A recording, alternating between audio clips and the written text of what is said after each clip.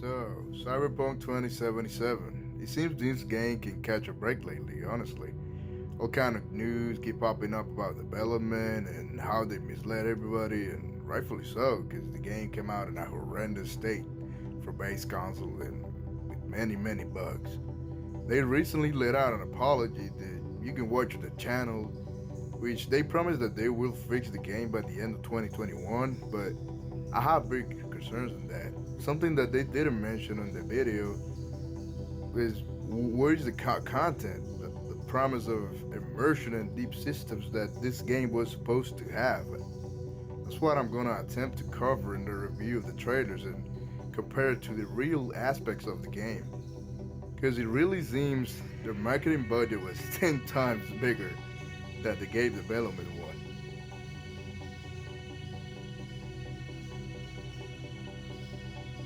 So I could really be hours and hours explaining and detailing the small details and things that I feel that I'm missing in this game and how hollow and empty it feels despite all these beautiful structures and how the city looks. I mean, it's just amazing to look at. It's a sight to behold.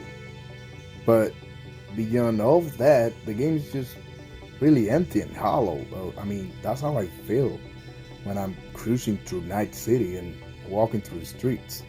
I mean, if you go in detailing the bugs and all that, I'm not really here to talk about that. I know the game is buggy and it came out really bad. I mean, I pretty much everybody knows that the game is like real bad state with bugs and optimization, and it's really bad in that state. But where's everything else? The interactive NPCs and systems that we were promised. So let's just go ahead and review the dinner trailer.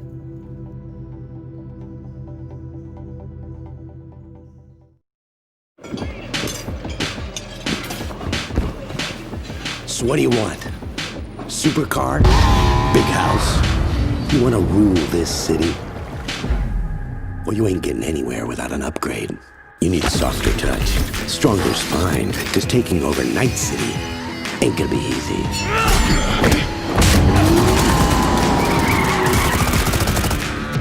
I'm in.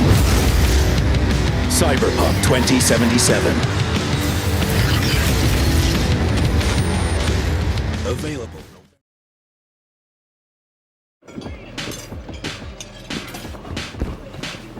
So what do you... So here we got this guy. He's tough looking guy. He looks like a fixture to me, with the golden chains and golden cyberware under his eyes, and he's talking here to be. But the funny thing is, I think we never see this guy in game. This guy doesn't show up in the whole game. I don't believe so. I think we got like 6 or maybe 5 fixers, main fixers in every district, I believe. I might be wrong. We got a bunch of other fixtures that are tied to this main story, but I think the main ones, like, you know, when you're going around and they call you and all that, it's like 5 or 6. I think it's Dino, Padre, Regina Jones, Wakako, Amomare is the Capitan. The other that come to mind right now is Dexter and of course Rogue, but we're talking about the 5 main in the district. So this guy, he never shows up. I never seen him in any of the quests, and I done mainly every side quest in the game, and he doesn't show up. What? Supercar? First of all, supercars, yes, you can buy supercars in the game. You can get some pretty nice cars, but the whole concept of buying a car is messed up in this game. Like, it's the least immersive thing that I ever seen, and most annoying way of buying a car that I have ever seen. So you go to the district, you get a call from the fixer, which by itself is so ridiculous, because it would be much better if you know the fixer like in person. You do a mission for them. It's more immersive. But no, you just get this call from them like immediately as soon as you step foot in that district, they're gonna call you, which is like super weird to me. But with the car shopping and all that, you just get these messages that tell you Like every once in a while, every time you are progressing in the game, you get this call like, "Oh, we got this car right here for how much?" And you just basically go to that location. It's like a quest. It's marked in your main quest hub. You go there and you just press a button, get in the car, and the money's out. Big house. You want wait, big house. This one's funny because we all know you cannot buy apartments in the game. It's pretty much established that you start with the same apartment and you end up with the same apartment, unless there's an ending that you get to have this big mansion, but it's an ending. It's not the game. You do not get to enjoy that house. So basically, you start with B's apartment, and you're gonna stay with the same apartment throughout this whole game.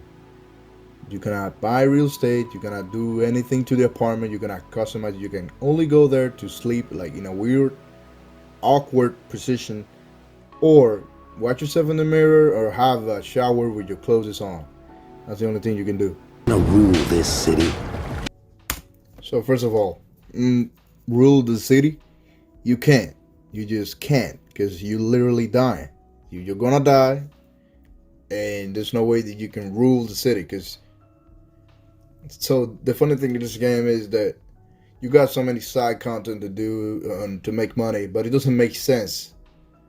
Because you're dying. The main story is trying to get the chip out of your head to survive, basically. So why would B be doing side quests and miscellaneous stuff? It doesn't make sense at all.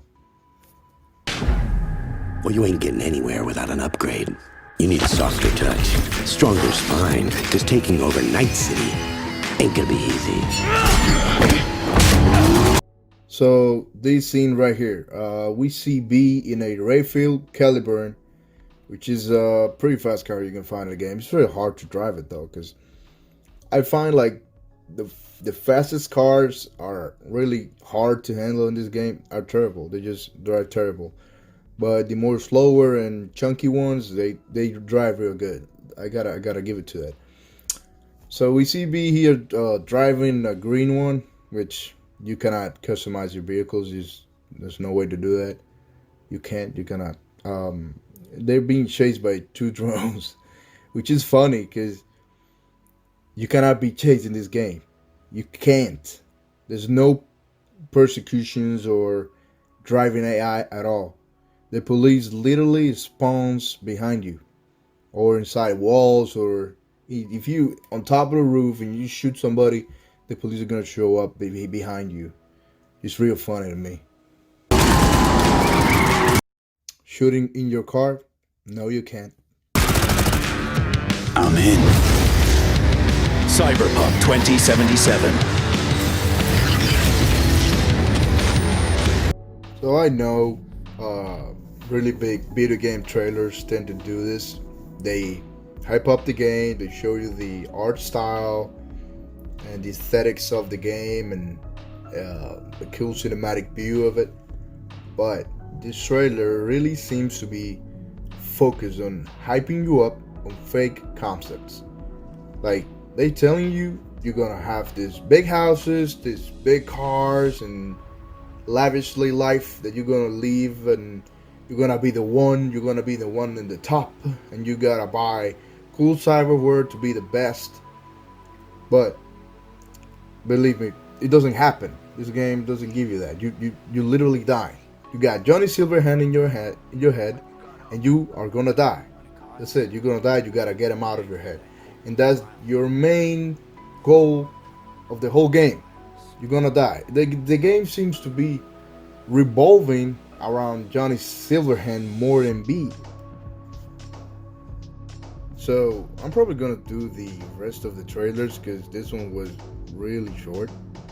But it really represents the crazy marketing tricks that CD Projekt Red used. Because marketing was the biggest focus of this game, and it really shows in the end result. I just really hope that they can fix this game, and maybe after a few patches and DLCs, we might even have a fraction of what this game could have been if they had given it more time. But as for now, the mission features and mechanics of the game, I'm afraid that the chances of seeing that are real low, because that would take a complete overhaul of the game. And who knows, but let's hope for the best. And if you like this video, you know what to do.